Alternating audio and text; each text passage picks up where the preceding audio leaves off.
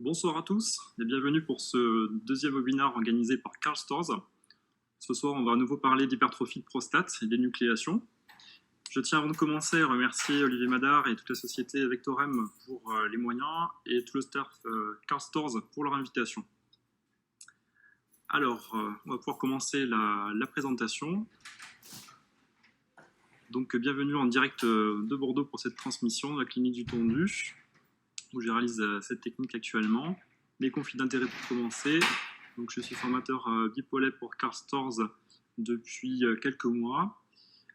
Concernant la technique, donc c'est une technique que je réalise depuis environ 4 ans, depuis 2 ans on va dire avec le matériel de Karl Storz. J'ai une centaine de cas à mon actif et une cinquantaine on va dire avec la nouvelle lance dont je vais vous parler ce soir pour le BIPOLEP. Alors, il y a 48 heures, nous avons eu un excellent webinaire animé par Grégoire Robert, Richard Mallet et Hervé Baumer, qui nous ont parlé donc de la technique OLEP, avec notamment la gestion en multilobe ou monobloc, la gestion de l'APEX vis-à-vis des problèmes d'incontinence urinaire que l'on peut avoir parfois. Donc on parlera également de ces problèmes sous l'abord, sous la vue du BIPOLEP, savoir si on a effectivement les mêmes problèmes ou pas. En tout cas, je vous invite à revoir dans le futur ce webinaire qui était vraiment de très très haute qualité. Alors, si vous n'êtes pas commencé à pratiquer l'énucléation, et ce début de présentation s'adresse à vous, finalement, vous êtes un petit peu dans le choix suivant. Soit pour les grosses prostates, vous pratiquez l'adénomectomie, qui est une excellente technique et qui donne probablement encore toujours les meilleurs résultats. Soit pour les plus petites prostates, vous réalisez soit des résections monobipolaires ou des électro-incisions cervico-prostatiques qui ont tout à fait leur place, dont on parlera encore tout à l'heure. Alors, diapositive suivante.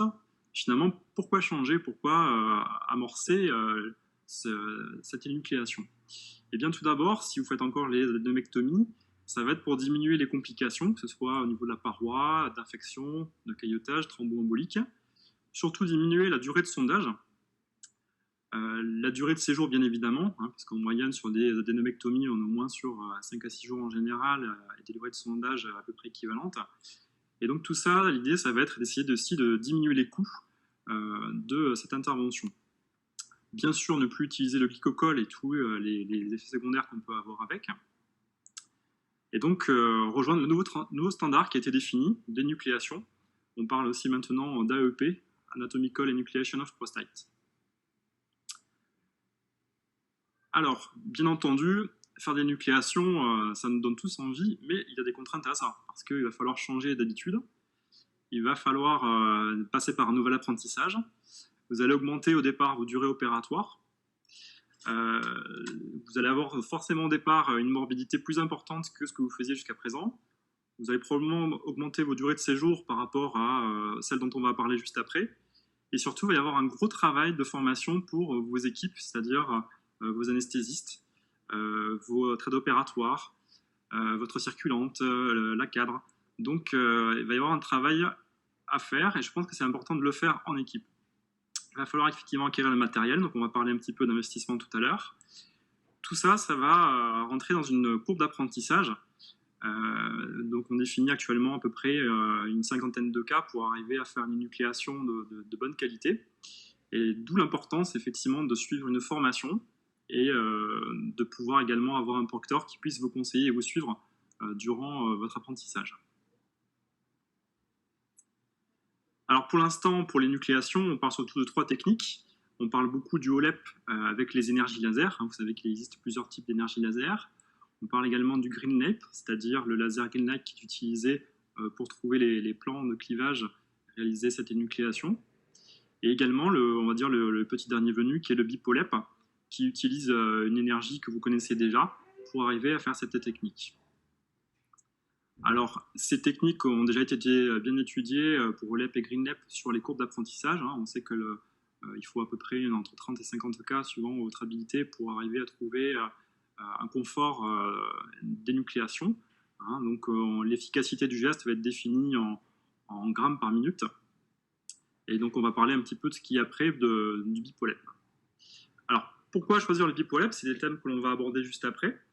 Tout d'abord parce que dès demain, si vous voulez, vous pouvez commencer à trouver les plans de clivage avec votre résécteur classique, sans forcément poursuivre le geste en totalité. Déjà, vous pouvez, suite à cette vidéo, commencer à ressentir un petit peu quel est le geste. Le matériel, souvent, il est déjà acquis. Souvent, vous avez, pour la plupart, je pense, déjà un résécteur bipolaire. Donc, il ne va pas y avoir un gros suréquipement à faire pour pouvoir commencer cette technique. Et vous manipulez déjà, donc ça va être relativement facile pour la gestuelle. Le matériel du BIPOLEP est polyvalent, on va en parler. Vous pouvez aussi bien réséquer, ce qui est toujours une source de sécurité, qu'énucléer, que faire de la vaporésection, que faire de la coagulation. Donc c'est un gros avantage pour cette technique. Enfin, on va en parler un petit peu de coût. Hein. C'est aussi un équipement qui revient moins cher pour l'établissement pour l'équipement. Alors, on va commencer à rentrer un petit peu dans le détail. Tout d'abord avec l'outil. BIPOLEP, pourquoi est-ce que ça s'appelle comme ça? Tout d'abord parce que BIPO, ça vient de bipolaire. On va utiliser un générateur bipolaire que vous connaissez déjà, avec du sérum physiologique, qui va générer un courant plasma. Qu'est-ce que c'est qu'un courant plasma? C'est une chaleur qui est très focalisée, créée par le générateur bipolaire, qui va créer une ionisation, notamment du sodium, et donc ce courant électrique avec lequel vous allez, ce courant plasma avec lequel vous allez travailler. Le LEP vient de OLEP, donc de l'énucléation, puisque vous allez réaliser un geste, non pas de résection, mais d'énucléation, et à la fin, comme avec les autres techniques, un geste de morcellation. Alors, vous allez me dire, c'est finalement une vieille technique que ce matériel. Et en fait, ce qui change tout dans le BIPOLEP, c'est depuis 2017, la création de cette anse par Thomas Herman. Donc, vous voyez, le profil ressemble un petit peu à une sorte d'onglet. On va pouvoir, voilà. Donc cet onglet, vous allez pouvoir l'utiliser donc pour coaguler les tissus, pour sectionner, on va en parler juste après. Surtout cet onglet, en fait, il va vous permettre, diapositive, de recréer un petit peu cet ancien standard qui était la dénomectomie, c'est-à-dire retrouver les plans de clivage de façon mécanique, de façon naturelle. Et c'est vraiment une sensation très nette lorsque vous manipulez ce matériel, de sentir les plans, de pouvoir les générer, de pouvoir les tester en introduisant votre électrode entre les plans. Alors vous suivez dans le sud-ouest des diapositives, on aime particulièrement les huîtres, on est un petit peu chauvin, et cette électrode, moi, me fait penser un petit peu à ce couteau à huître qui va vous permettre de déclencher le pied de votre huître pour pouvoir la déguster. Et on va voir un petit peu tout ça en action sur la diapositive suivante. Donc en action, vous voyez l'énucléation avec cette anse, hein, que vous arrivez à introduire avec un mouvement là qui est purement mécanique. Vous voyez, on ne fait pas assez peu de courant. On va pouvoir introduire donc entre l'adénome et le contrôle de la prostate, et puis sectionner donc les attaches qui existent entre l'adénome. Et vous voyez qu'en ayant le bon plan, ça peut aller relativement vite en fait, en glissant cette spatule entre les plans. Sur le film du milieu, vous voyez la coagulation, hein, lorsque vous avez effectivement un petit vaisseau qui saigne. L'avantage, c'est que vous n'avez qu'à appliquer en fait l'électrode qui est très large, avec un pouvoir de coagulation qui est très intéressant du fait que cette spatule est vraiment large au contact du vaisseau qui saigne. Donc c'est vraiment une coagulation qui est vraiment très efficace. Sur le troisième film, vous voyez de la vaporésection. Là, sur le film, c'est l'attaque en fait au niveau de juste en amont du verimontanum sur l'apex. Et vous voyez que donc c'est vraiment un courant qui est très efficace pour aller créer le plan au départ. L'autre avantage, c'est qu'on peut effectivement aussi changer d'anse. Hein, donc, on pouvait passer sur un loop classique pour faire de la résection. Vous pouvez utiliser un crochet pour inciser. Donc, c'est tout l'avantage de la technique. Les autres avantages, c'est que ça vous paraît peut-être anecdotique, mais c'est une technique qui est vraiment silencieuse, puisque avec la technique du OLEP, on est à peu près dans les études à environ 67 décibels.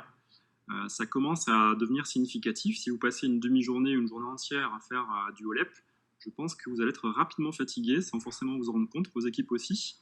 Je pense que c'est intéressant parce qu'en BIPOLEP, vous pouvez tout à fait, sur un bistouri classique, gérer le son, hein, donc vous ne serez absolument pas gêné avec le bruit.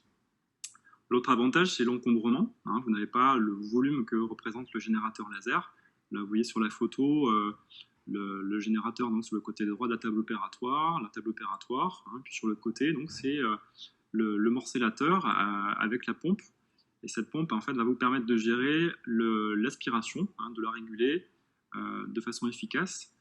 Petit clin d'œil aussi sur le bidon que vous voyez sous le morcellateur, sur la diapositive du milieu. C'est un bidon de 12 litres. C'est intéressant parce que ça vous permet d'avoir plus de capacité et de ne pas être obligé de changer en permanence de poche d'aspiration. On va en parler un petit peu tout à l'heure. Dans les autres avantages, donc, on en a parlé, c'est la polyvalence, hein, puisque vous pouvez passer de lance d'énucléation au loop, puis à la pointe, donc en suivant votre niveau de progression ou à certains moments suivant les indications. Le coût, on va en parler un petit peu après.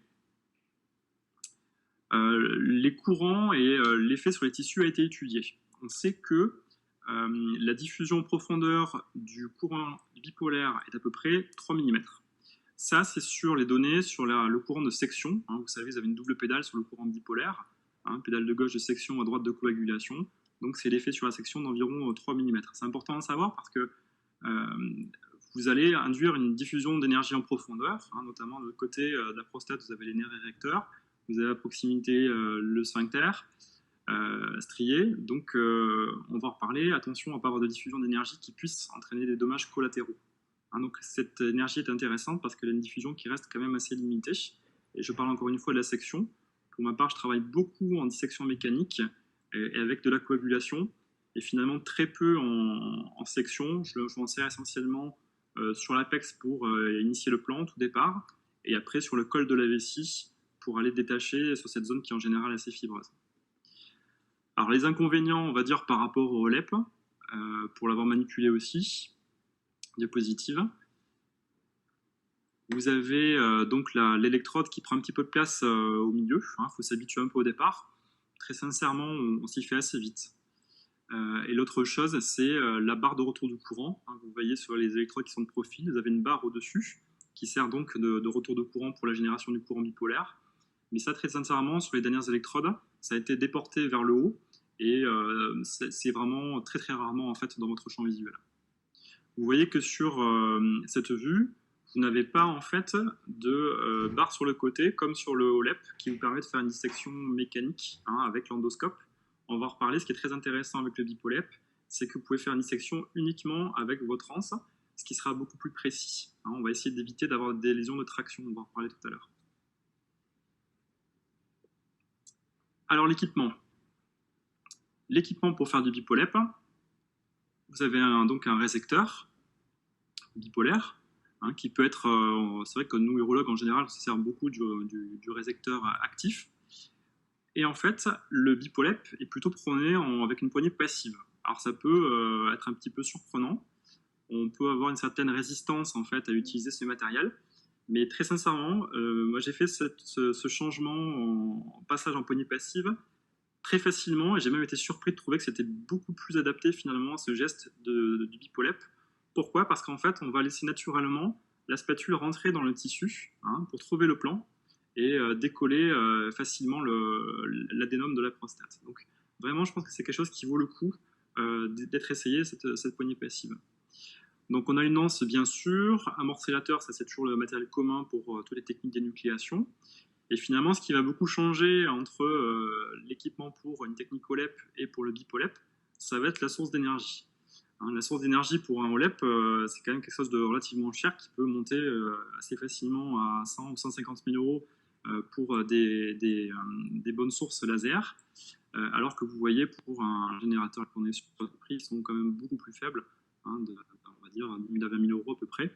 Donc on va en parler après pour l'intérêt de l'équipement, le coût de l'équipement. On est quand même largement moins cher. Il y a eu aussi beaucoup de progrès réalisés, beaucoup de développement sur, diapositive précédente, pardon, sur le type de générateur.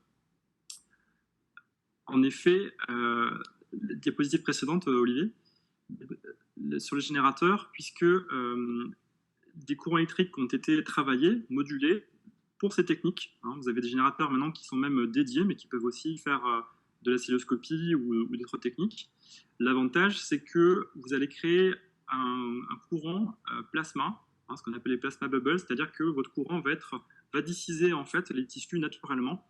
Et pour avoir essayé récemment ce nouveau générateur électrique, Je trouve que c'est vraiment très intéressant, ça apporte vraiment un gros plus. Alors, on va passer sur la diapositive suivante. Voilà, ça c'est un petit peu le nerf de la guerre quand on veut s'équiper pour changer de technique, c'est aller voir son directeur, qu'on soit en établissement public ou privé, pour aller motiver à faire l'achat du matériel. Hein, donc la première chose, c'est qu'est-ce que ces techniques comment elles vont être tarifées. Pour le chirurgien, vous savez, l'énucléation avec le bipolaire n'est pas le même code que le HOLEP. Hein, le HOLEP, donc le code c'est JGFE 365, vous voyez le tarif. Pour le bipolep, le tarif est légèrement inférieur, hein, probablement justifié par le matériel qui n'est pas le même. Pour l'établissement, donc la cotation est identique, hein, c'est donc la prostatectomie transurétrale. Vous voyez sur le tableau suivant le niveau de sévérité de vos patients, hein, c'est-à-dire selon les comorbidités, suivant la durée de séjour aussi. Vous voyez aussi au passage la différence de rémunération pour les établissements entre privés et publics. Et donc c'est important parce que si votre établissement doit faire un investissement pour cette technique, il faut voir en combien de temps elle peut amortir, hein, en sachant qu'il faut aussi rémunérer la penseuse et tout le matériel annexe pour cette intervention. Hein, donc ce sera une étude à faire dans votre établissement en fonction de tout ça. Alors maintenant, on va aller plus sur la technique elle-même. Donc, on a eu un excellent webinaire donc, il y a 48 heures sur les techniques d'énucléation qui s'adressait donc à ceux qui font déjà du HOLEP. Là, on va en parler un petit peu plus spécifiquement pour le BIPOLEP. Je vais faire une présentation technique plutôt pour les personnes qui n'ont pas encore fait d'énucléation. C'est-à-dire qu'on va partir sur une technique en 3 lobes s'il y a un lobe médian ou en bilobe s'il n'y a pas de lobe médian. Hein, une technique qui permet d'être un petit peu sécure hein, sur ses débuts. L'idée, ça sera évidemment de partir après, au bout d'un certain moment, quand on a fait sa learning curve, quand on est à l'aise, de partir sur du monobloc. Pourquoi? Parce qu'on va gagner en fait beaucoup de temps, ça a été prouvé, et beaucoup de confort pour réaliser le monobloc. Alors on y va, on va commencer la technique. Donc le premier temps qui va être le temps de cystoscopie. Je remercie au passage donc Karl Storz qui m'a prêté certaines vidéos qui vont faire partie du montage associé à des vidéos personnelles. Également Thomas Herman qui a participé à ces vidéos. Donc le premier temps de cystoscopie qui va donc vous permettre de voir un peu votre adénome. Et au départ, c'est toujours important bien visualiser les méas. Voilà donc le méa gauche.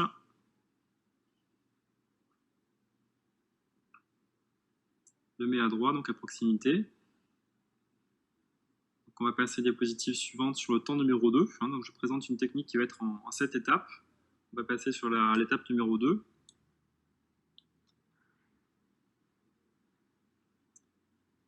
Olivier, si vous pouvez envoyer le film numéro 2. Donc la deuxième étape, ça va être l'étape du marquage, qui pour moi est fondamentale au départ. C'est ça qui va définir la limite inférieure. Donc vous voyez le V inversé au niveau du verrou. On peut revenir en arrière, juste Olivier, s'il vous plaît? Voilà, sur le bas à gauche de la diapositive, vous voyez le V inversé au niveau du verrou montanum, hein, avec les 2 flèches bleues, donc, qui vont vous permettre de faire ce marquage. Et après, on va remonter verticalement en essayant de ne pas glisser pour définir au niveau des lobes la distance à respecter par rapport au sphincter. Ce marquage est très important parce que si vous vous perdez au départ, il va vous permettre de reprendre vos repères et de partir après dans le bon plan sans indiquer de léser le sphincter. Alors, on peut passer au film. Voilà, donc vous voyez l'électrode du bipolep. On va se glisser donc entre les lobes, juste au-dessus du verrou montanum, et on va les créer donc ce V inversé. En coagulation, donc en pédale de droite. Une fois que c'est fait, on décale vers le haut, tranquillement, sans glisser en avant ni en arrière. Voilà, ce qui permet de faire ce marquage. Donc ça, c'est fait en quelques secondes à peine. Hein. Diapositive suivante.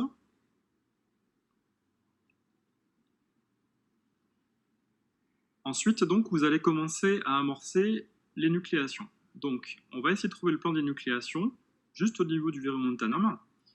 On va amorcer donc en glissant dessous, puis on va réaliser un geste en glissant l'électrode à droite, à gauche pour décoller l'adénome. On peut envoyer la vidéo.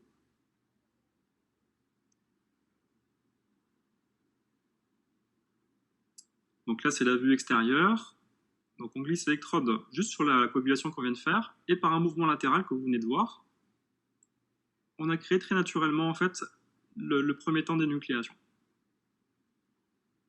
Voilà la vue endoscopique. Donc on glisse l'électrode au niveau du plan, et simplement en déplaçant un coup à droite, un coup à gauche, un peu comme une manœuvre en essuie-glace, on va créer, vous voyez, tout le décollement en fait au niveau du bas de l'apex. Alors, on va en reparler tout à l'heure parce que cette vidéo est peut-être un petit peu brute, on va dire, dans la gestuelle. Hein, c'est-à-dire que le sphincter est juste en dessous, et c'est peut-être un moment où on peut léser le sphincter. On va en reparler un petit peu en détail tout à l'heure pour essayer de faire ça peut-être un petit peu plus finement avec cette électrode du bipolep. Diapositive suivante. Donc le temps numéro suivant, ça sera le numéro 4. Donc, s'il y a un lobe médian, on va commencer par ça. Hein, donc on va faire un V cette fois-ci dans le bon sens, de part et d'autre dans le sillon entre le lobe médian et puis les lobes latéraux. On peut envoyer la vidéo. Donc je commence en coagulation pour coaguler la muqueuse, qui souvent est couverte de vaisseaux et saigne assez facilement. Donc on descend verticalement, on va aller rejoindre le V inversé qu'on a créé tout à l'heure.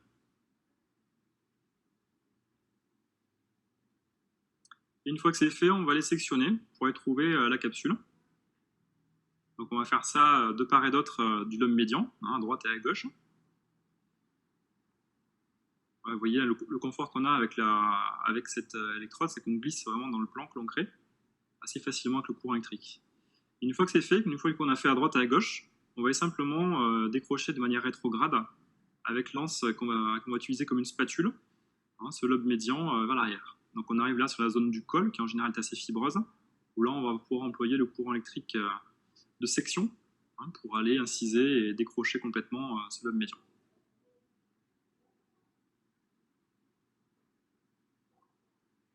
Voilà, c'est le lobe médian qui est décroché. Voilà, on voit l'espace qui est créé par le décrochage. Le temps suivant. Vous êtes droitier, gaucher, vous commencez par un côté, celui qui vous plaît. Moi, je commence en général par le côté gauche. Donc, on va reprendre en bas l'amorce d'énucléation que l'on a fait au niveau de l'apex, et on va les glisser latéralement pour progresser jusqu'au niveau du col de la vessie. On peut envoyer la vidéo.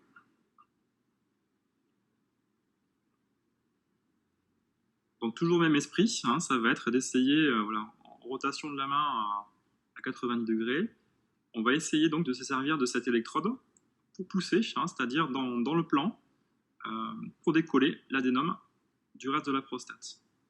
Vous voyez, l'avantage, c'est que vraiment, avec cette forme,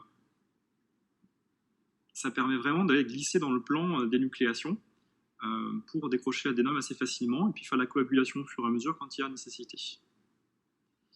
Diapositive suivante. Une fois que vous avez donc décroché latéralement, que vous avez progressé jusqu'à ouvrir au niveau de la vessie, il va vous rester finalement la partie antérieure. Hein, donc on peut envoyer le film.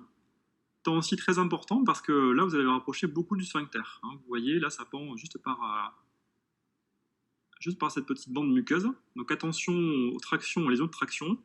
Moi je suis en général très prudent à ce moment-là, je vais essayer d'utiliser peu d'énergie, on va en parler tout à l'heure. Hein, très peu de section, très peu d'énergie. Essayez pas trop tirer. D'une part pour pas léser le sphincter, pas le tirer en même temps, et peu d'énergie, pareil, pour pas que ça diffuse au niveau du sphincter. Hein, donc je prends en général beaucoup de temps pour faire ce temps-là. D'abord en coagulation, puis petite touche de section. Voilà, on a coupé ces bandes muqueuses. Et il va nous rester donc une bande antérieure, hein, fibreuse, que l'on va sectionner progressivement avec le courant bipolep. Donc là, cette vidéo, hein, j'ai fait un monobloc. Hein, donc c'est pour ça que c'est déjà décollé du côté droit. Mais la technique est exactement la même si on avait fait un bi ou un trilobe. Voilà, donc on voit très bien cette partie antérieure qui est souvent très fibreuse. Hein, donc là, on va tranquillement sectionner tout ça avec l'énergie de section.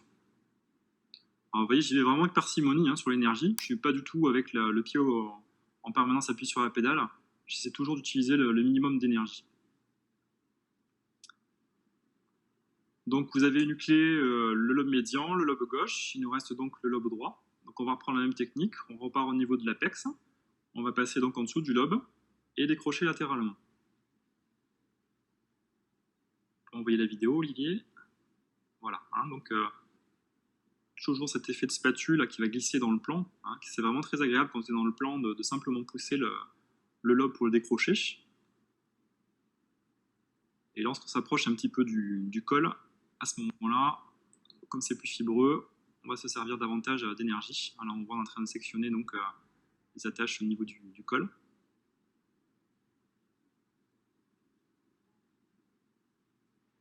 On voit bien cette partie qui est plus fibreuse. Et donc l'avantage, c'est qu'on peut faire à ces moments-là de la vaporisation hein, pour décrocher tout ça.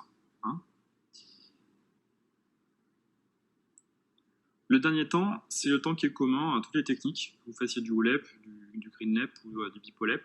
Ça va être le temps de morcellation. C'est exactement le même matériel, c'est-à-dire un néphroscope avec le morcellateur. Donc, on va voir tout ça. Voilà, on a changé d'appareil. Hein. Donc, on est passé avec le néphroscope. On introduit le morcellateur. Donc là, c'est un temps qui est vraiment exactement pareil aux autres techniques d'énucléation. Donc là, on a vu les différents temps opératoires sur une technique trilobe. Hein. Pourquoi je vous ai montré ça? Parce que c'est plutôt ça qu'on pourrait préconiser sur un début d'expérience, si vous voulez essayer de vous mettre au BipoLEP. Et pour ceux qui ont déjà l'expérience du OLEP, bien sûr, je vous encourage à faire du monobloc. Je pense que vraiment, on est plus efficace, plus efficient pour cette technique. Alors maintenant, on va parler un petit peu du périopératoire, ce qui me paraît aussi très important. Alors, je vous présente un petit peu ma planification post-opératoire, hein, donc mon début d'expérience avec cette technique. Moi, j'opère le jeudi après-midi pour cette technique.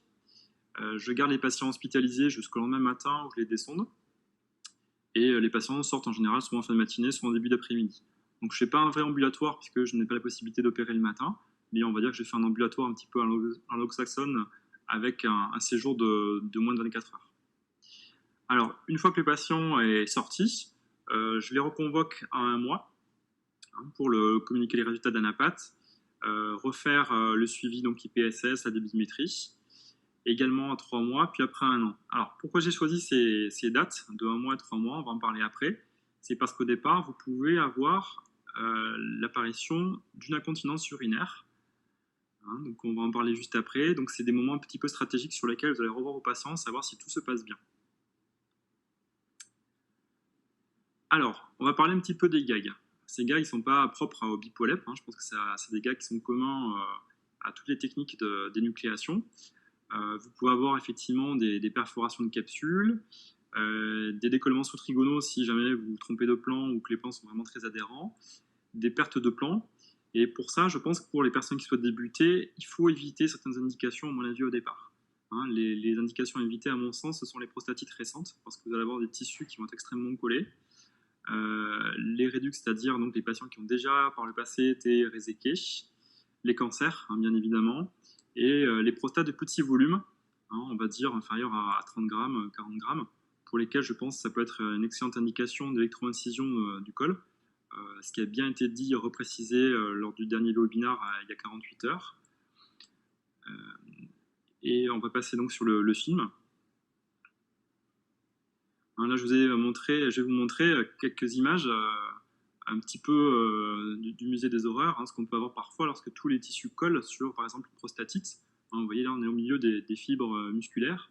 Hein, il faut quand même avancer pour arriver à énucléer. Hein, donc au départ, ça peut être un peu impressionnant. C'est pour ça que je pense qu'il ne faut pas commencer par ces cas de prostatite si vous voulez arriver à faire votre geste. Hein, donc, oui. Et tout, avec cette technique de BipoLEP, on arrive à progresser, on arrive à tisser les tissus avec la spatule, c'est ça qui est intéressant, c'est en dissection mécanique, et à progresser quand c'est nécessaire. Hein, parfois, on peut avoir carrément comme ça l'apparition de graisse, hein, c'est-à-dire qu'on a passé le plan de la capsule, et il va bien falloir progresser pour finir votre geste d'énucléation. Hein, donc, d'où l'avantage aussi de travailler en sérum et pas en glycopol. Diapositive suivante.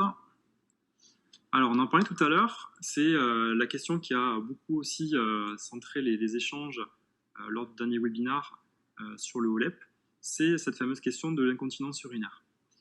On pourrait la différencier en incontinence urinaire d'effort, probablement par lésion du sphincter, et l'irritative, soit peut-être par l'accumulation d'énergie, soit parce qu'on démasque une hyperactivité qui était préexistante. Donc, diapositive. Pour ce qui est de l'incontinence à l'effort, lors du geste d'énucléation, quelle que soit la technique, vous pouvez, on en a parlé tout à l'heure, induire des tractions mécaniques qui peuvent atteindre le sphincter, des lésions thermiques si jamais vous utilisez peut-être trop d'énergie trop proche des éléments nobles, notamment le sphincter strié. Si vous êtes un petit peu pas tout à fait dans le bon plan sur la zone intérieure, hein, parce qu'on sait que cette zone intérieure fibreuse, elle va participer aussi à la continence du fait de son lien avec le sphincter strié. Et aussi, il faut se méfier parce que parfois, vous pouvez aussi avoir une réelle insuffisance sphinctérienne préopératoire, hein, notamment chez les patients qui ont un très gros adénome de prostate. Donc attention à votre geste et au post-opératoire. En ces cas-là, je pense qu'il faut bien les prévenir du risque transitoire d'incontinence urinaire.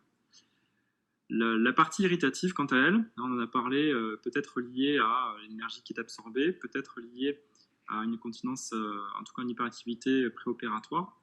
Là, j'aimerais apporter une expérience, c'est sur l'intérêt du BIPOLEP sur cette partie de syndrome irritatif post-opératoire qu'on peut voir avec le HOLEP. Moi, dans mon expérience, je vois une réelle différence avec le BIPOLEP, puisque je n'ai pas constaté ces syndromes irritatifs post-opératoires. Il est vrai qu'avec les techniques du BIPOLEP, on va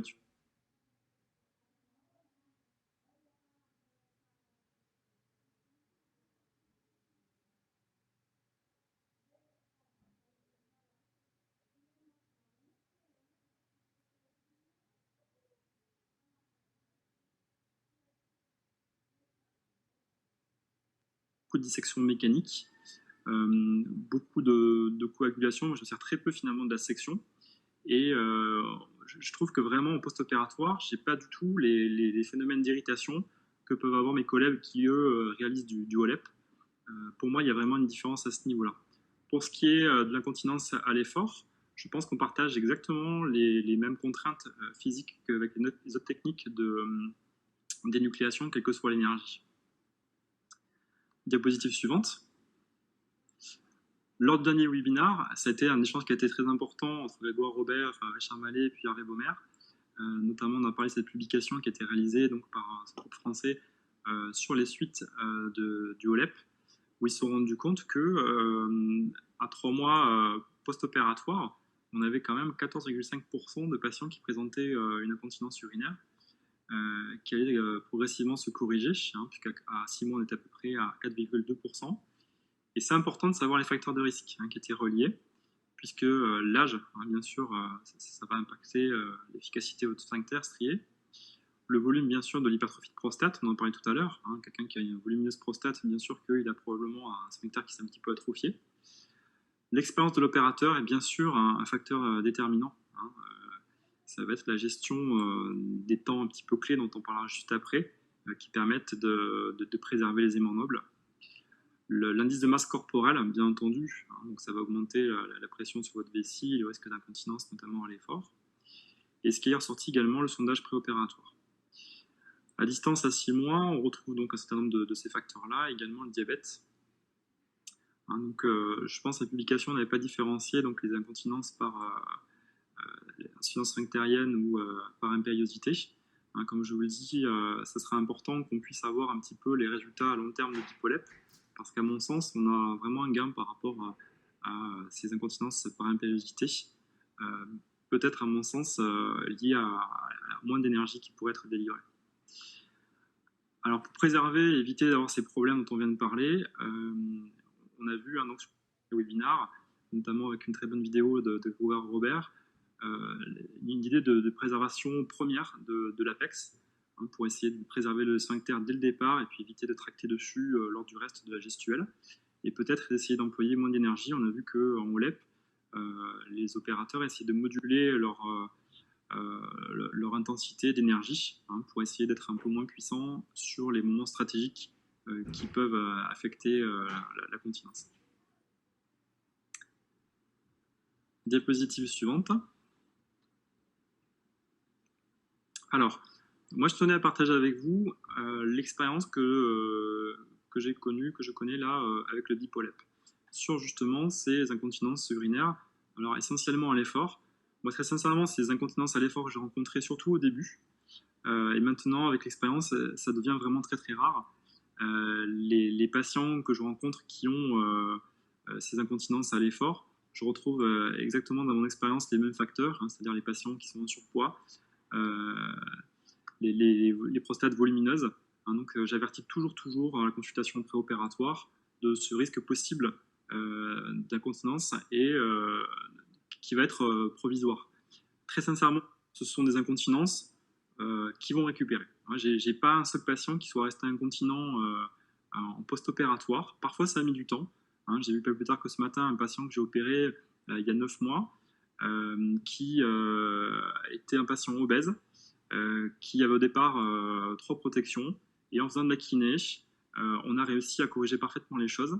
Hein, donc, on y arrive. Hein, on y arrive progressivement. Mais attention vraiment à tous les facteurs de risque qui ont été cités sur la diapositive précédente. Hein, surtout en début d'expérience, vraiment essayer de sélectionner vos patients pour avoir un bon résultat, aussi bien une bonne expérience pour vous que pour vos patients. Alors les conseils que je peux vous donner. Diapositive en bas à gauche, vous voyez la gestuelle, c'est le moment donné où on va gérer l'apex. Attention à ne pas trop forcer. Hein, si vous forcez, c'est-à-dire si vous utilisez votre poignet, c'est-à-dire la gaine du récepteur pour créer les plans, que ce soit au niveau de l'apex pour créer donc la libération de l'apex dans le premier temps, vous risquez d'induire vraiment une traction importante. Regardez bien la gestuelle en bas à gauche. Hein, on introduit la lance et tout d'un coup on déplace. Hop, on voit que le geste va vraiment très loin. Il est même poussé en fin de geste. À mon avis, attention, ça c'est des gestes dangereux sur lesquels vous risquez d'induire une lésion du sphincter. Moi, je préconise plutôt d'utiliser donc cette anse du bipolep en l'introduisant, en essayant de glisser. On a un geste qui est vraiment beaucoup moins traumatique, qui va être beaucoup plus focalisé, et sans essayer de déplacer le récepteur pour pas léser le sphincter. Je pense qu'il faut être vraiment très doux, vraiment très doux quand on est proche du sphincter. En bas à droite, deuxième temps un petit peu clé, on n'est plus sur la partie postérieure hein, quand on va décrocher l'adénome, mais sur la partie antérieure au niveau des bandes muqueuses. Vous voyez dans cette vidéo qu'il va y avoir beaucoup d'énergie qui va être utilisée, notamment aussi en section.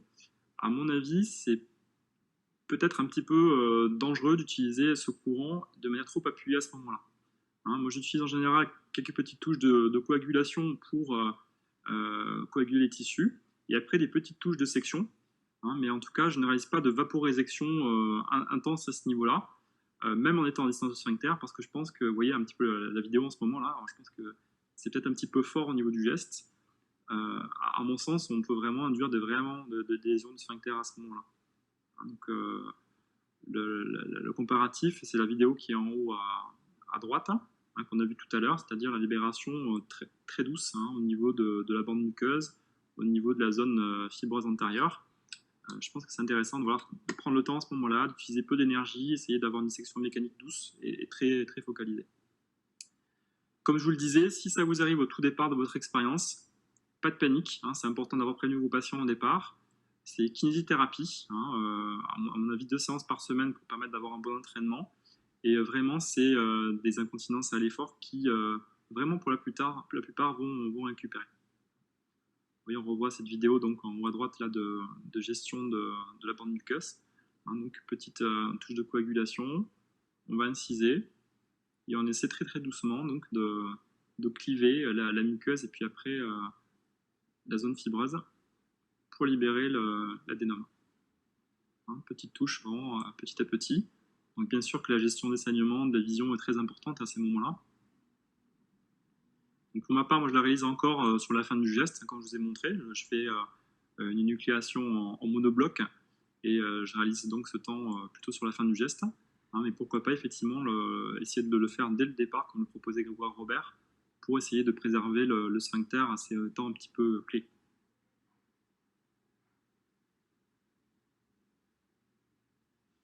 Très bien, on peut passer sur la diapositive suivante.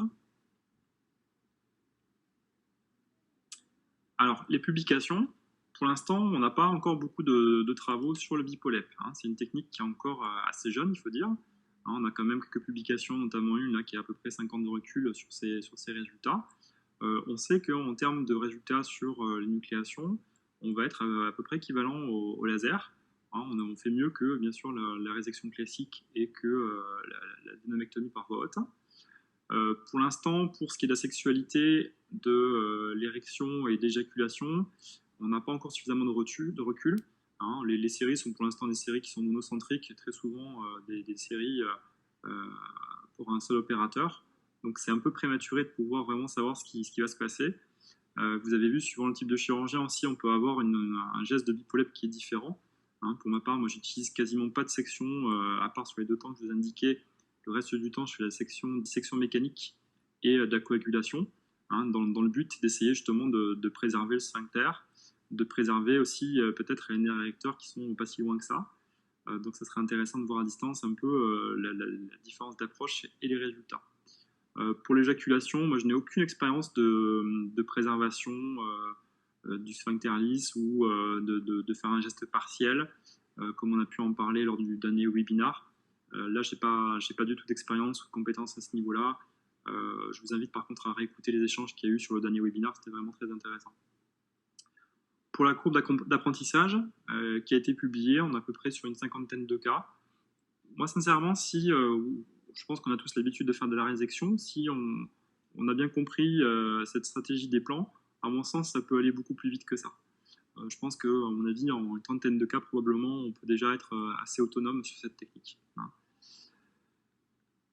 Pour ce qui est de la gestion des anticoagulants antithrombotiques, les publications rapportent un geste qui est aussi sécure que le laser en post-opératoire. En coût d'équipement, on en a parlé tout à l'heure, on est sur un coût d'équipement qui est moindre, hein, parce que c'est un générateur électrique versus un générateur laser. La profondeur de diffusion de tissu, hein, qui va nous intéresser si on pense justement aux nerfs érecteurs qui sont de l'autre côté de la paroi de la prostate. Donc, a priori, on n'a pas une grande différence de diffusion d'énergie. Hein, on est sur à peu près 3 mm de profondeur. Ça a été étudié sur de la nappate d'énucléation, hein, en voyant un petit peu la diffusion de profondeur sur la pièce de l'anémectomie. Pour signaler également des études qui sont actuellement déclarées là, sur clinicaltrials.gouv sur le bipolep versus laser, hein, ou versus la résection classique. Hein, il n'y a pas encore beaucoup de travaux enregistrés sur cette technique du bipolep. Pourtant, je pense qu'elle présente vraiment un intérêt, hein, d'une part d'accessibilité, on l'a dit, mais peut-être qu'au niveau énergie, hein, moi je suis impatient de voir des publications un peu plus larges sur le bipolep, parce que je pense que vraiment on a un effet de diminution des impériosités, hein, des syndromes irritatifs, mais on partage à mon avis tout à fait les mêmes contraintes que les autres énergies pour ce qui est de l'incontinence urinaire à l'effort. Diapositive suivante. Donc le temps le plus important, hein, si vous commencez votre expérience en énucléation ou si vous avez déjà fait et que vous souhaitez essayer le bipolep, bien sûr c'est la formation. Hein, on l'a vu tout à l'heure, la courbe d'apprentissage entre 30 et 50 cas, ça veut dire que c'est un geste qui est quand même malgré tout technique, qui est complexe. Il y a quand même une grande variabilité d'un individu à l'autre, que ce soit sur le volume de l'adénome, que ce soit sur la qualité du tissu. Hein, on sait que l'adénomyofibrome, ça veut bien dire qu'il y a 3 composantes à cet adénome. Parfois, on a des adénomes qui sont extrêmement fibreux et donc du coup qui vont être difficiles à énucléer. Hein. On peut avoir, on l'a vu tout à l'heure, des prostatites avec des accolements qui sont difficiles parfois à gérer avec la capsule. Donc c'est important d'avoir une formation, de ne pas forcément se lancer tout seul. Hein, Karl Storz notamment propose des stages de formation. Hein. Vous pouvez vous inscrire si vous souhaitez venir à Bordeaux. On organise des demi-journées de formation. Et à mon sens, c'est important aussi d'avoir un proctoring à des temps clés de votre courbe d'apprentissage. Hein, à mon sens, c'est bien d'être là au départ pour commencer les tout premiers cas. Et peut-être aussi d'être là sur la moitié de votre courbe d'apprentissage, autour du 20e cas. Ça me paraît être aussi intéressant parce que c'est peut-être là qu'on a une phase un petit peu de plateau où on a besoin d'être un petit peu aidé, guidé pour arriver à gérer certains points clés et être efficace pour son geste. L'autosurveillance, ça me paraît vraiment très importante, hein, sur votre apprentissage, de la technique. Et à mon sens, c'est aussi très important, si vous pouvez, d'essayer de filmer vos interventions. Hein, très souvent maintenant, les modules de caméra ont des ports USB. Donc essayez de filmer vos procédures. Ça vous permettra de revoir en post-opératoire, lorsque vous voyez vos patients, s'il y a un patient qui présente justement une incontinence urinaire ou un autre problème, ça vous permet de retourner, de voir votre geste, de le critiquer, qu'est-ce qui aurait pu être amélioré, de le montrer à votre proctor, de partager votre expérience. Je pense que c'est très très important de pouvoir partager, et je pense que c'est tout l'intérêt de cette technique, de pouvoir nous rapprocher les uns les autres et partager nos expériences, quelle que soit l'énergie qui est employée. Dernière positive pour vous remercier pour votre audience, remercier donc les organisateurs, notamment Karl Storz, toute l'équipe de Vectorem pour la réalisation de ce webinaire. Alors, c'est fini pour ma présentation. Si vous voulez, on peut passer aux échanges par vos SMS, hein, si vous souhaitez poser vos questions. Alors, j'ai une première question qui dit, si l'on suit la ligne de marquage supramontanale en latéral, il reste forcément un petit peu d'édénome au niveau de l'apex, non? Alors, à mon sens, pas forcément. Si vous trouvez le plan de clivage au niveau de l'apex, hein, au-dessus du verumontanum, vous allez glisser votre anse en fait au niveau de l'adénome et glisser autour, hein, progressivement dans un mouvement qui arrondit. Moi, j'utilise deux gestuelles quand je fais le bipolep. C'est, vous l'avez vu tout à l'heure, la gestuelle d'avance-recul de l'anse. Et c'est pour ça que c'est vraiment très intéressant d'avoir une poignée qui est passive, parce que vous laissez en fait le geste se faire, en fait vous l'accompagnez. Donc c'est vraiment très reposant et très intuitif comme geste, avec cette poignée passive. Et l'autre mouvement que je fais, et finalement il n'est pas si connu que ça, on ne l'a pas trop employé en résection, c'est un mouvement de déplacement latéral de l'anse où on va glisser, mais exactement que lorsque vous faites une adénectomie avec vos doigts. C'est-à-dire que lorsque vous avez fait l'apex ou la décroché, votre doigt, vous le déplacez latéralement pour décrocher l'adénome. Là, en fait, moi, je fais exactement pareil avec mon anse de bipolep. Donc, c'est un mouvement qui, finalement, est assez naturel. Lorsque j'ai commencé le bipolep, moi, je me suis vraiment senti dans les mêmes conditions que lorsque je faisais la dénomectomie. C'était rassurant pour ça, c'est-à-dire que je sentais vraiment où était le plan et je savais vraiment la sensation de glisser à l'intérieur naturellement. Et finalement, c'est un plan où on ne va pas tellement avoir de saignement que ça. Et lorsqu'il y en a, on peut aller coaguler au fur et à mesure, pas à pas, avec donc cette anse qui est assez large de bipolep. Donc c'est assez rassurant pour ça. Pour avoir fait un petit peu d'olep aussi, j'ai trouvé ça en début d'expérience beaucoup plus facile que prendre un petit peu de recul avec le laser, mettre le courant pour essayer de coaguler progressivement. Hein, alors après, j'ai peut-être pas suffisamment d'expérience en olep, mais moi ça m'a paru un peu plus difficile au départ. Alors que sur le bipolep, en fait, on applique l'électrode, on appuie sur la pédale droite de coagulation, hein, et puis on va coaguler très facilement en fait, le tissu. Hein, donc, à mon sens, on va vraiment glisser comme la dénomectomie, et je ne pense pas qu'on laisse l'adénome en fait, sur le côté latéral. C'est pas ma sensation. Là où peut-être on va en laisser, c'est lorsque on va faire la bande muqueuse antérieure, et qu'après, effectivement, vous allez disséquer progressivement pour atteindre la partie fibreuse. Donc, à ce moment-là, suivant votre trajet, vous pouvez laisser un petit peu d'adénome à ce niveau-là. Vous allez laisser aussi le flap muqueux dont on a parlé lors du dernier webinaire aussi. Hein, mais à mon sens, c'est pas latéralement qu'on va laisser de l'adénome. Ensuite, question suivante. Avez-vous un film qui montre bien l'incision et l'entrée dans le plan au niveau de l'apex? Oui, je pense que c'est celui qu'on a montré tout à l'heure. Hein. On faisait effectivement la coagulation en V inversé au niveau de l'apex. Hein. On va à ce moment-là faire un petit peu de vaporisation pour créer le plan donc, dessous, pour trouver jusqu'à la capsule. Hein. Et c'est ce fameux geste, en fait, en essuie-glace, on va aller un coup à droite, un coup à gauche. On a vu la vidéo à l'intérieur, on a vu la vidéo à l'extérieur avec les mains de Thomas Herman qui réalisait le geste. Et c'est même là que je vous ai dit, attention, ne pas aller peut-être trop loin, ne pas forcer, parce que c'est peut-être là que vous allez créer des lésions d'étirement au niveau du sphincter. Hein, donc c'était cette fameuse vidéo. Voilà, Olivier est en train de peut-être vous la retrouver. Exactement, voilà. Hein, ça, c'est la vidéo du lobe latéral. C'est pas tout à fait celle-là, Olivier, c'est peut-être la vidéo d'avant, qui doit s'appeler Apex postérieur, je pense, TH, si vous voulez vous connecter à ça. Exactement. Donc on voit à l'introduction de l'anse, et hop, le déplacement latéral avec ce geste, on force un petit peu à la fin, et on a libéré complètement l'adénome, et vous voyez latéralement, il ne reste pas d'adénome, hein, c'est énucléé. Vous avez vraiment fait comme votre doigt, en fait, lors de l'adénomectomie. La vue interne, même chose, hein, donc on a créé la vaporisation, le sillon, et hop, déplacement latéral, on se recule un petit peu, et voilà, tout le travail est fait pour l'apex. Hein. Moi, je pense qu'il faut aller peut-être un petit peu plus doucement que ça, mais en tout cas, vous voyez, c'est un geste qui est très très efficace pour l'énucléation. On a vraiment séparé l'adénome du reste. Donc voilà un petit peu le film qui était demandé. Alors, je vais libérer un petit peu les questions au fur et à mesure. Alors, on me demande, est-ce que la courbe d'apprentissage est la même que pour le OLEP? Alors, moi, je vais me référer aux publications. Hein. Vous avez vu tout à l'heure, je vous ai montré les courbes pour le BIPOLEP, hein, les courbes pour OLEP et GreenLEP. Donc, on est sur à peu près, on va dire, entre 30 et 50 cas avant de pouvoir commencer à être à l'aise sur ces techniques. Hein. Donc, d'où l'intérêt sur les premiers de peut-être travailler dans votre établissement à 2 chirurgiens hein, pour partager un petit peu l'expérience, soit entre quelqu'un qui a déjà l'habitude et un qui débute, ou alors peut-être, pourquoi pas, débuter ensemble pour s'aider et se conseiller. Hein, et l'importance aussi d'avoir un proctor qui peut extérieurement vous apporter un partage d'expérience.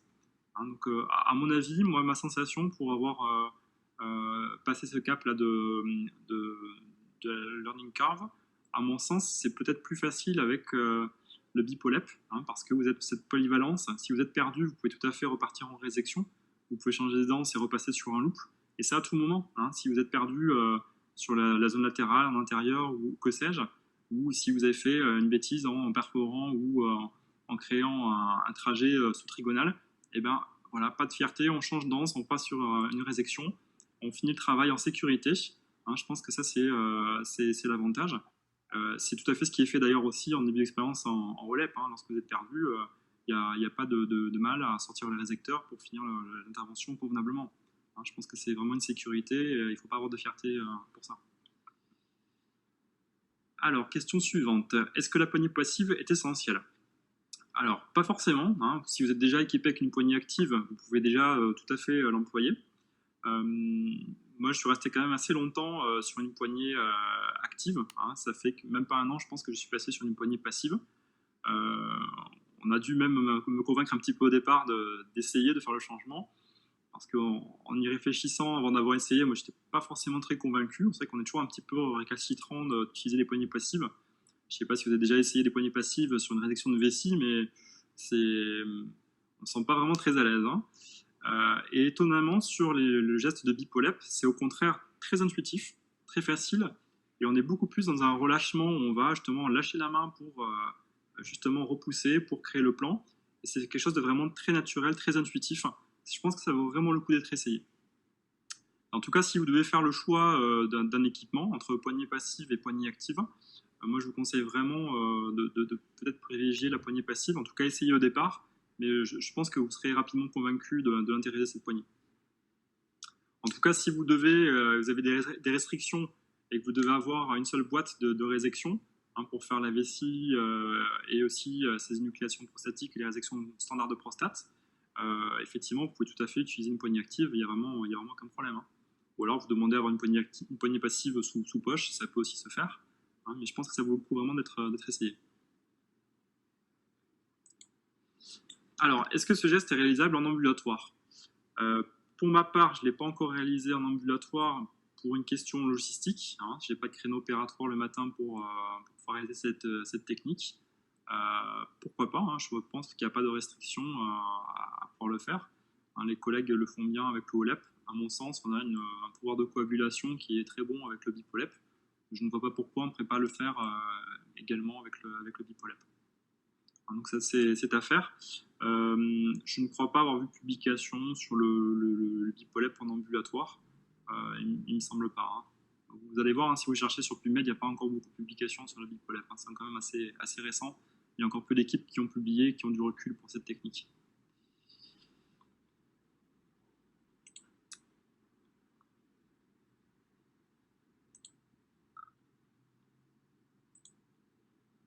Ensuite, question suivante. Y a-t-il plus ou moins d'irritation post-opératoire par rapport au OLEP? Voilà, ça j'en ai pas mal parlé tout à l'heure. À mon sens, hein, y a vraiment une différence entre le OLEP et le BIPOLEP. C'est purement la voie de l'expérience qui vous parle.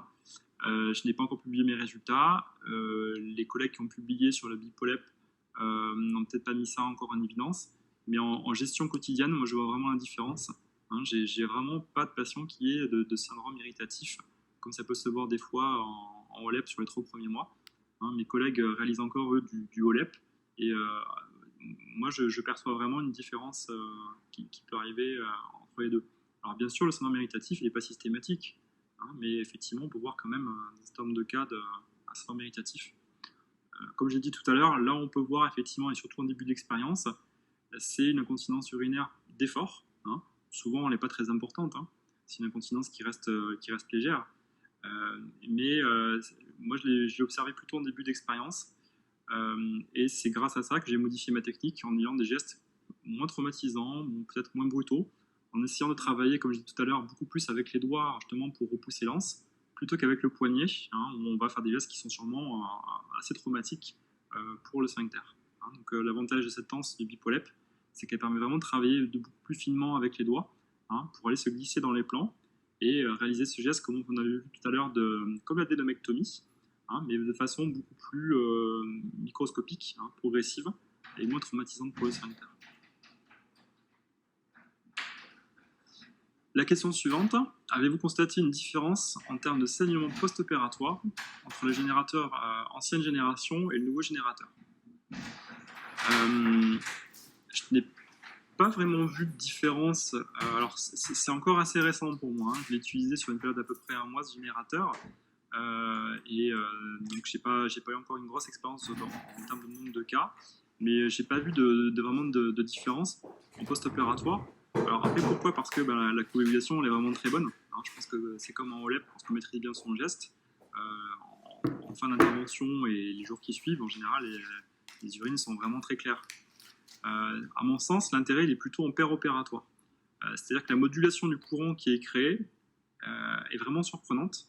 C'est-à-dire que vous allez vraiment avoir un effet, comme on voit très bien en OLEP, c'est-à-dire un effet qui est décrit comme un effet balistique, qui va dissiser les tissus. Hein, et donc on voit vraiment cet effet avec les nouveaux générateurs, les dernières générations, où on va créer donc cette dissision des tissus. Et si vous êtes vraiment dans le bon plan, que vous glissez avec votre spatule et que vous appuyez au bon moment, simplement un petit coup, vous créez donc une décision qui va être automatique, hein, de votre lobe. Et c'est vraiment un effet qui est très très agréable à pouvoir observer. Alors, on me demande combien de cas est-ce que j'en suis. Comme je vous l'ai dit au début, je pense que j'en suis à peu près à une centaine de cas là, et on va dire avec la nouvelle anse, je pense que je suis à peu près à une cinquantaine de cas là maintenant. J'avais commencé au départ à énucléer, en fait, sans tout ce matériel, on va dire un peu plus moderne, la dénucléation, hein, c'est-à-dire sans cette anse dédiée. Et même au départ sans morcellateur. Hein. Moi, j'avais beaucoup vu en congrès de gens travailler en OLEP, et j'avais été vraiment très intéressé par ce geste vraiment anatomique de dissection pour retirer l'adénome. Et j'avais commencé déjà en fait avec mon résecteur à essayer de trouver les premiers plans en fait, hein, au niveau de l'apex latéralement, hein, pour essayer de m'entraîner, commencer à progresser dans ce geste. Et après, bien sûr, je continuais en résection. Mais je pense que c'est quelque chose qui est tout à fait faisable et assez facilement, hein, pour les gens qui ne sont pas encore équipés. Dès demain, si vous voulez, vous pouvez commencer donc à attaquer, comme on a vu, au niveau en supramontanal, hein, coaguler, sectionner, essayer de trouver avec votre endoscope les plans.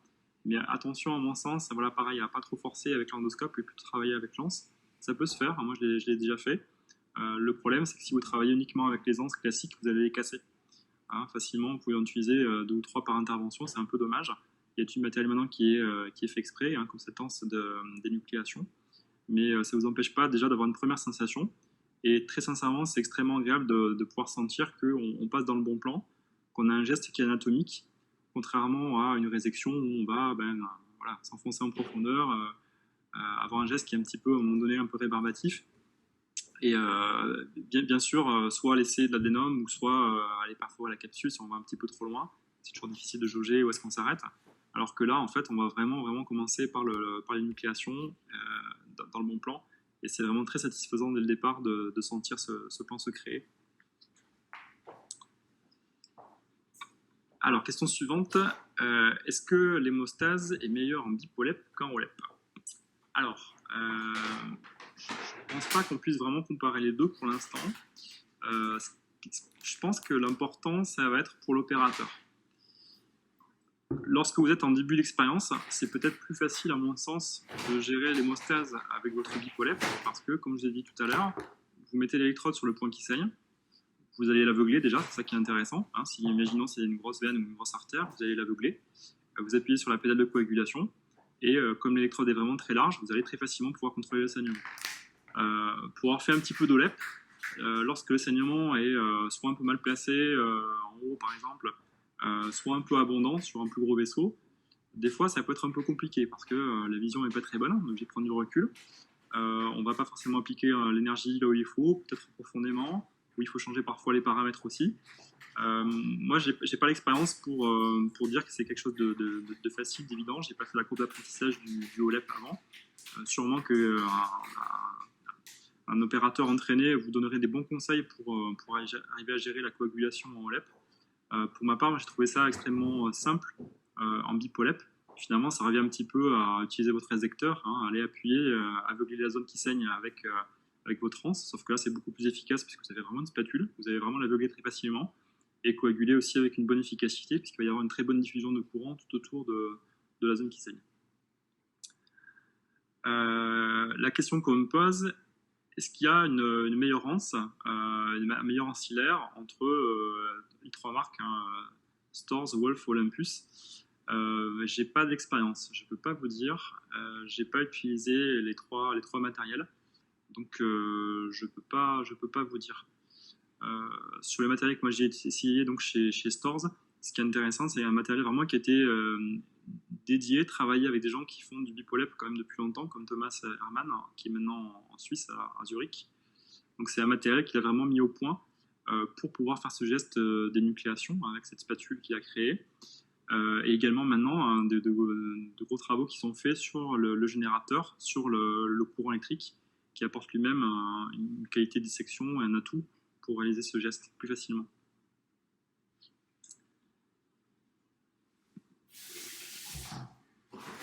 Alors, question suivante. Quelle est la plus grosse prostate que tu aies traitée? Je suis allé à 150 grammes pour l'instant. J'ai essayé de respecter ma courbe d'apprentissage moi aussi, et de pas aller trop vite. Hein, donc là pour l'instant j'en suis à 150 grammes. J'aimerais bien essayer de passer à des volumes supérieurs. Finalement, en bipolep, comme finalement en laser, on n'a pas de restriction de temps, hein, puisqu'on va travailler en sérum physiologique. Donc on peut tout à fait rester plus longtemps si c'est nécessaire. Hein, je crois que les 150 grammes, j'ai dû mettre à peu près 2 heures, je crois, à le traiter, ce qui était quand même relativement rapide, hein, parce qu'on avait aussi un morcellateur qui était bien efficace. Et à mon sens, il n'y a pas de limite. Hein, donc, j'ai pas eu le cas, malheureusement, j'ai pas eu de patient là, qui a un volume de prostate supérieur récemment, mais j'aimerais bien essayer effectivement sur des gros volumes de prostate pour voir la facilité de gestion du geste et également voir en post-opératoire les résultats, notamment sur la continence dont on parlait tout à l'heure. Je serais assez intéressé de voir tout ça.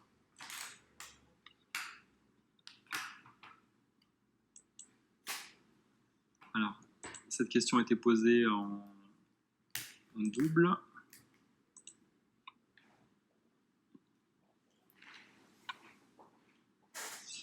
Question suivante, quels sont les réglages que tu utilises?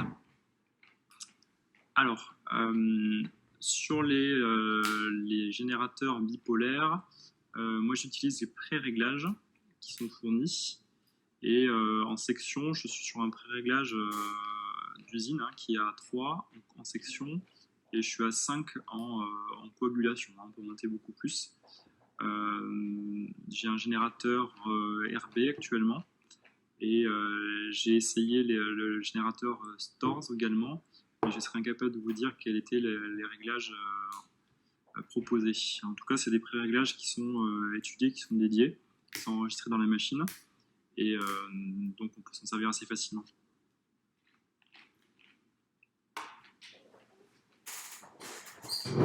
N'hésitez pas si vous avez d'autres questions à poser.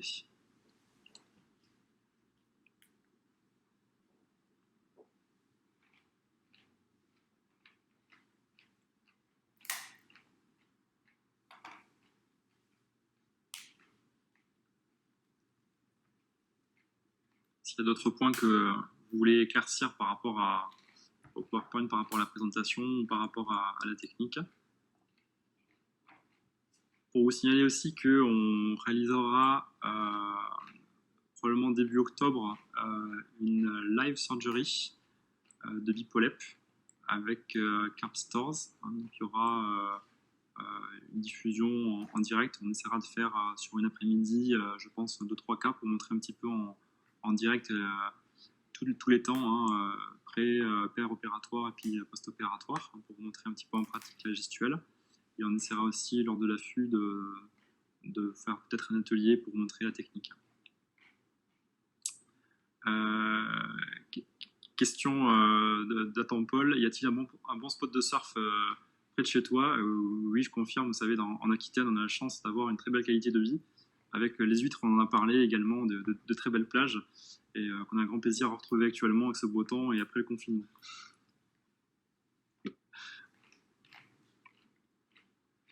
Alors, on a une question par rapport aux consommables. Le consommable, vous avez donc votre ancillaire qui est donc commun en termes de prix par rapport au LEP. Ce qui va changer, ça va être effectivement le consommable. Donc pour le Bipolep, on utilise une anse, qui est une anse donc qu'on utilise au départ à usage unique. Et il y a des modèles aussi qui existent en réutilisable. Attention par contre à la durée de cette électrode, notamment en début d'utilisation si vous forcez un petit peu dessus. Donc on est sur un coût d'utilisation qui est beaucoup moins cher que l'OLEP, parce que l'électrode est entre, je pense, une centaine d'euros versus la fibre laser. Il faut voir le nombre d'usages que vous utilisez avec, mais on est quand même sur un coût qui est beaucoup moins élevé pour le Bipolep. Ça c'est important, surtout pour votre établissement. Si vous faites un projet d'acquisition de matériel, il va falloir motiver effectivement vos directions et faire un plan pour pouvoir acquérir le matériel. Donc c'est important de pouvoir comparer effectivement l'acquisition du matériel. Donc vous avez vu, il n'y a pas de différence entre le OLEP et le Bipolep. En termes d'ancillaires, ce sont les mêmes coûts. Ce qui va changer, ça va être le générateur, le bipolaire d'un côté versus le générateur de laser de l'autre. Bien sûr qu'il peut faire le calcul, vous allez me dire, mais c'est quand même un coût qui est nettement différent. Alors, autre question, est-ce que vous morcelez dans la vessie ou dans la loge? Alors, moi en général, je me mets un petit peu là au niveau du col. C'est-à-dire que la protection, c'est sûr que c'est intéressant de se mettre au niveau de la loge si vous pouvez.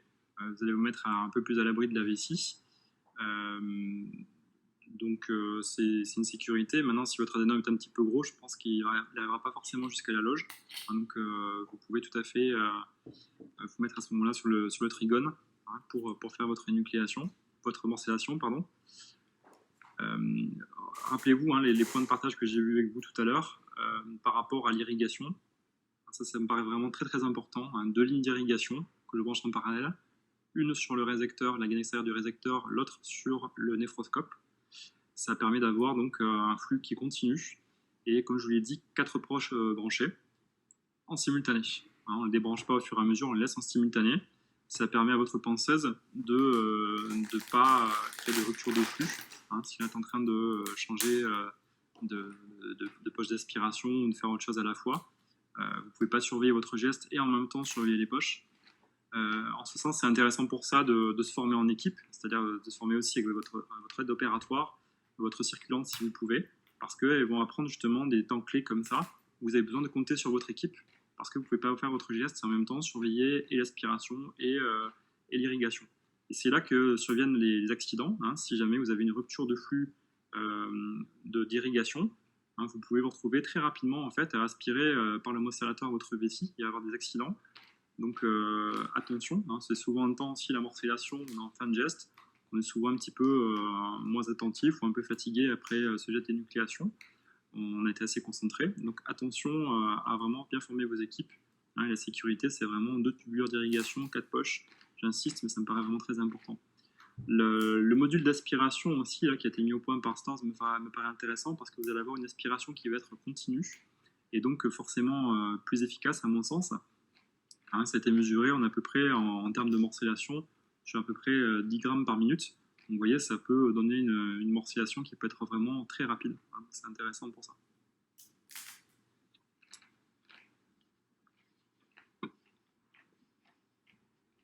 Alors, question suivante à ton Paul qui me dit qu'il a changé une Gigi pendant que je répondais à ses questions sur l'Apex. Il me demande est-ce que tu gardes un coussin muqueux à l'Apex ou pas.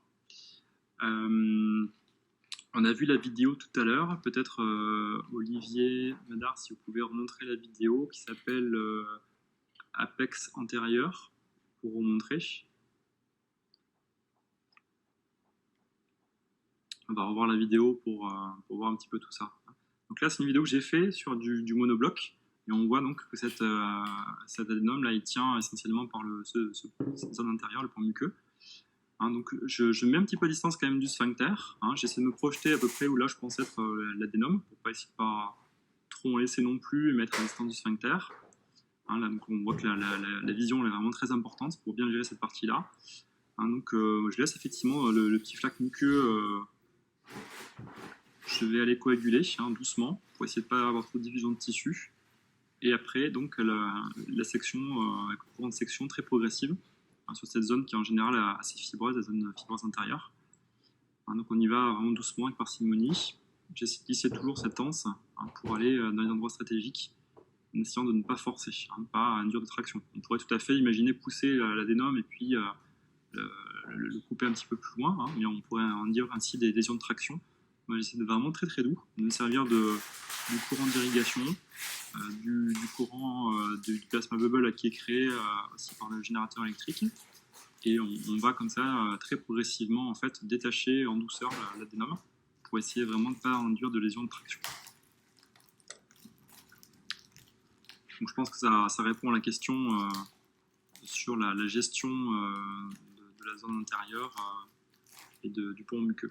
Donc, à mon sens, il n'y a vraiment pas de différence de gestion par rapport aux techniques OLEP. Vous avez très très bien vu lors du dernier webinaire avec la vidéo qui a été montrée par Grégoire Robert, qui montrait cette technique où lui-même commençait par la gestion de cette zone apicale. Je pense qu'il faut être effectivement extrêmement doux sur cette région si vous ne voulez pas avoir au départ de mauvaises expériences, notamment d'incontinence urinaire d'effort.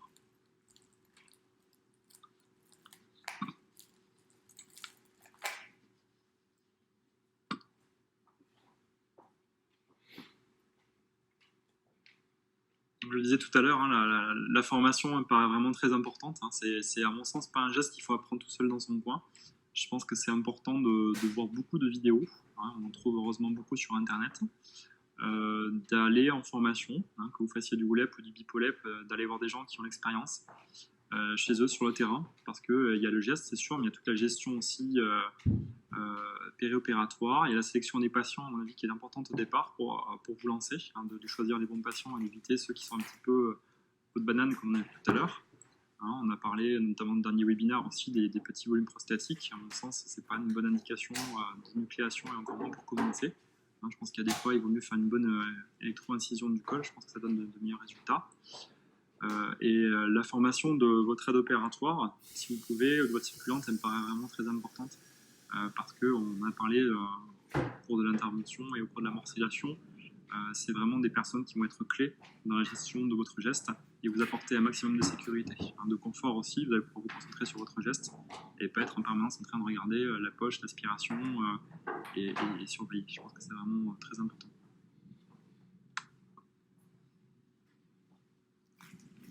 Voilà. En tout cas, n'hésitez pas, si vous souhaitez venir sur Bordeaux, vous êtes les bienvenus. Et vous pouvez aussi imaginer se rendre disponible pour du proctoring. Ça me paraît vraiment très important de pouvoir, dans son environnement professionnel, parfois même pour rencontrer les anesthésistes et les rassurer, parce que parfois c'est aussi des personnes qui sont intéressées à la réalisation de ce geste et qui ont aussi certaines inquiétudes. Donc c'est important de pouvoir rencontrer un petit peu les équipes au grand complet et puis d'essayer d'amorcer du bon pied tous ensemble en équipe cette expérience. Moi je prends vraiment beaucoup de plaisir à faire cette technique de BIPOLEP. Je commence à trouver la rédaction un peu ennuyeuse et je suis très content d'avoir fait le saut de l'énucléation et encore plus du BIPOLEP parce que je trouve que c'est C'est vraiment un geste qui est assez naturel, assez facile après la résection. Et c'est vraiment toujours beaucoup de plaisir de faire cette intervention parce qu'elle est vraiment très anatomique. On a vraiment un plan de section. Et je trouve que c'est agréable en chirurgie, c'est toujours de faire une chirurgie des plans. Et là, pour le coup, on a vraiment une chirurgie des plans dans la dédémectomie. C'est aussi très satisfaisant parce que les résultats post-opératoires sont vraiment très bons. Le retour des patients est excellent. Et je trouve que c'est vraiment aussi très satisfaisant pour le chirurgien, aussi bien que pour les patients, de faire l'investissement de départ de ces techniques. Vous l'avez vu, c'est un petit peu long, c'est un petit peu difficile de faire le saut de l'énucléation, que vous fassiez du OLEP, du BIPOLEP ou du CLINEP. Mais je pense que ça vaut vraiment le coup de faire l'effort de passer à ces nouvelles techniques, surtout pour les gros volumes. Je pense que c'est vraiment intéressant de pouvoir maintenant essayer de faire aussi bien que la dédémectomie par voie haute, mais avec justement une durée de séjour qui est beaucoup plus courte, puisque maintenant on arrive à les gérer même en ambulatoire sur le OLEP. Avec des durées de sondage aussi qui sont beaucoup plus courtes. Donc je pense que ça vaut vraiment le coup de faire l'effort de passer à cette technique. Et l'avantage du BIPOLEP, c'est qu'on peut le faire vraiment en toute sécurité avec un matériel qui est connu. Voilà, je pense qu'on va arrêter là ce webinaire. Je remercie encore toute l'équipe Vectorem, je remercie encore toute l'équipe de Karl Storz pour l'invitation. Et puis, je souhaite bonne chance pour vos essais, pour ceux qui n'ont pas encore essayé. Et donc, au plaisir de vous accueillir si vous souhaitez venir prochainement sur Bordeaux. On se fera un grand plaisir. Bonne soirée à tous et puis à bientôt, j'espère, en formation, en congrès pour en parler avec vous.